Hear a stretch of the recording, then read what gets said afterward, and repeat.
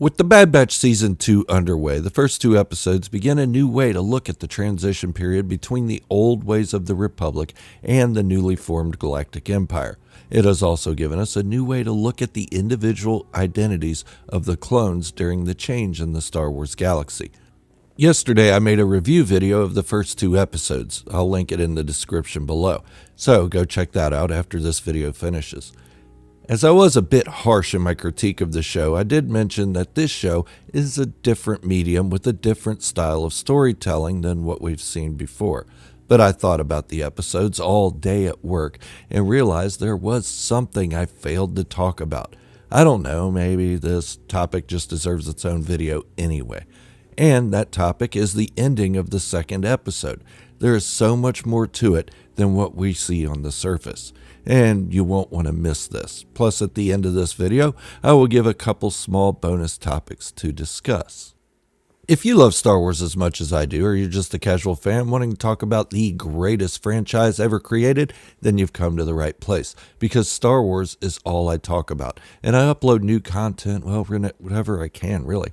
So if you have an interest or love for Star Wars, go on and hit that subscribe button, and turn on all notifications, and join this growing channel for deeper discussions, theories, and Star Wars lore.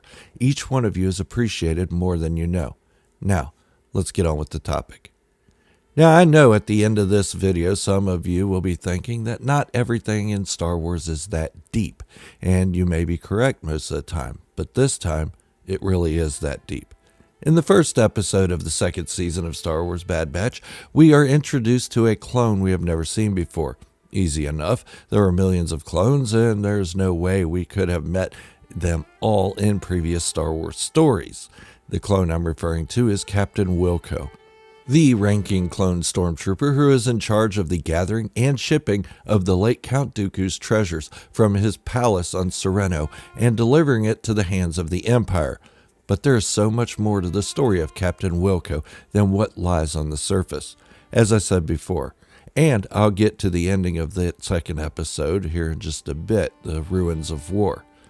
But first, let's take his name. We all know that clones are nicknamed for various traits they show during training or combat. For instance, Echo is called such because he had a bad habit of repeating orders and directives given to him, even at the annoyance and dismay of his clone brothers. And Wilco was no different than the other clones when given his name. It's a character trait that fits the clone.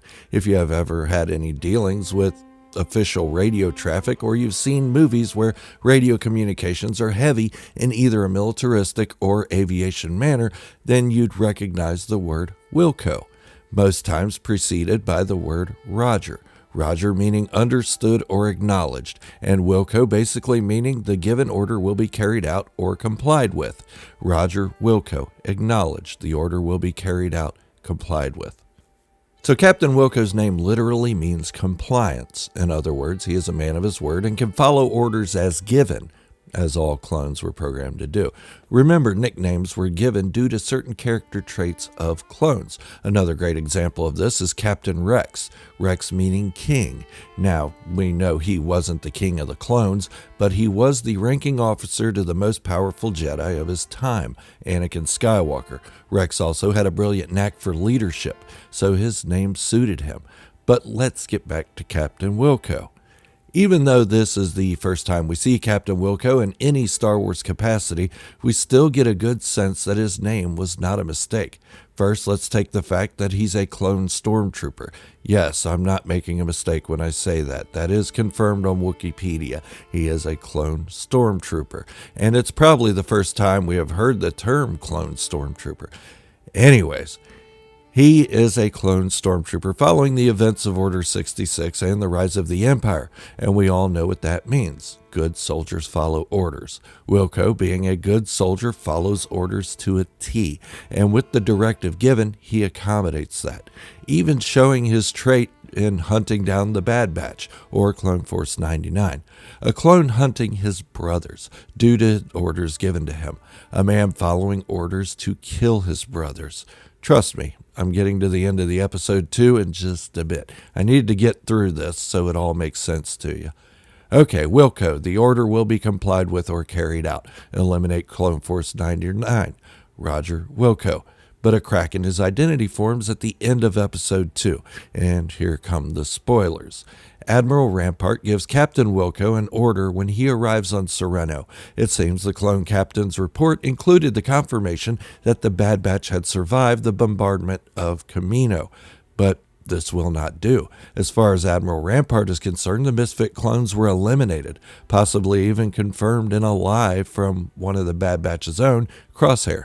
But this report will make Admiral Rampart seem like a liar or a fool to his own Imperial superiors, and this cannot happen. He tells Wilco that the report needs to be rewritten, and with the elimination of any confirmation that Clone Force 99 had any involvement in the attempted heist on Count Dooku's fortress. But Captain Wilco disagrees with this order. He states that he will not lie on an official Imperial document. In one sense, this is a good soldier following official protocol and a directive given to him in the form of telling the truth on official reports. But his ranking officer just gave him an order that he refused to comply with. Then Admiral Rampart shoots Captain Wilco in the back and watches him plummet from the cliff. We can all see the surface-level implications of this. Rampart's a bad guy. That's fairly evident. He didn't want to be made a fool when the truth about the Bad Batch came out to his superiors, or even Moff Tarkin himself. But it's a bit deeper than that. And this next part is where I have a problem with my own review of the episode, because it's so much better than I gave it credit for. After long thought on this, I realized Captain Wilco had to die. Not just because he was a clone stormtrooper who was trying to eliminate the heroes of the story, but rather because the moment he refused the order given to him by his superiors, he ceased to be Wilco. He was no longer compliant. His character changed immediately, and he was no longer the good soldier following orders, as his name suggested and as Order 66 directed. Now, I know the decision not to rewrite the report was the correct response. We all know this. But in a military setting, it's a bit more complicated than just following procedure. Documents are lied on, certain pieces omitted on official documents all the time. And when military personnel are given an order, they're to follow the last order they are given. In this case, lie on an official document. Right or wrong is a whole other discussion. Being raised a military brat, then joining the Navy myself, I can vouch for this. Most would follow the order given, then bring up the ranking officer's lies to their superior. But this is the Star Wars universe we're talking about, not the real world. We don't have clones that are bred for combat and following every order given. So Captain Wilco stopped being the good soldier following orders and even showed a deviation from his Order 66 directive. Remember, he still has his chip intact. Remember Obi-Wan Kenobi being told the clones will follow every order given? In turn, this changed the identity of Captain Wilco. Okay, time for the first little bonus discussion. The way Admiral Rampart disposed of Captain Wilco shows the ever-changing dynamic within the ranks. During the Clone Wars, clones and their superiors did what needed to be done to win the war. Everyone worked together to achieve a common goal, save for a few individuals like Jedi Master Pong Krell or Clone Sergeant Slick, who turned out not to be as slick as his name implied. But overall, the ranking officers and the clones worked together to win the war and bring peace to the Republic. But this new empire brought something different: opportunists. People who were only concerned with their own advancement, and Admiral Rampart is a great example of this. Killing Captain Wilco ensured his good name was safe and that he didn't seem like a fool, thus helping his career remain on the path it was on. Okay, now for the second bonus discussion. This new empire is also showing another side. We already know clones were getting phased out, and that the empire had no love for the past, only moving forward. As prestigious as Captain Wilco's rank was, he was expendable, and I'd venture to say we're all going to see more of that during this time period. It makes one feel bad for Wilco. He didn't deserve to go out like some worthless piece of trash. He deserved to die with honor in battle and what he was created for. But what do you think? Let me know in the comments. I love reading what you all have to say, and I do read all the comments, and I reply as I can. I'll take the best comment and highlight it in my next video and give you a shout out. If the comment is really good, I may even make a video about it and give you full credit for it. Also, don't forget to leave a like for the video and subscribe to the channel to see more great Star Wars content. I'll see you in the next video. Until then, this is Gerald, a Star Wars fanatic, signing off, wishing you all great health, happiness, and peace. Be good to each other. Thank you all for watching, and remember, this is the way, and positivity in the Star Wars community is the only way.